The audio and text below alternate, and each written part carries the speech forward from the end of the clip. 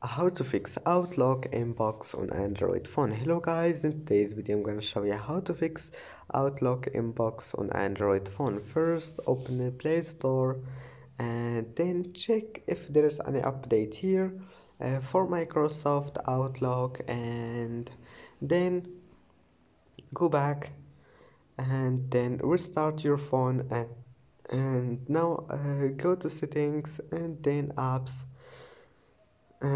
again, and here type Outlook and then click force stop, and after that go to storage, clear cache, and that's it. Your problem must be fixed, and if that doesn't fix it, go to permissions, allow storage, maybe you'll find it like that, allow it, and then go back and try again. And if that also doesn't fix it, now go to storage, clear data, click OK, and that's it. Don't forget like, and see you in the next video.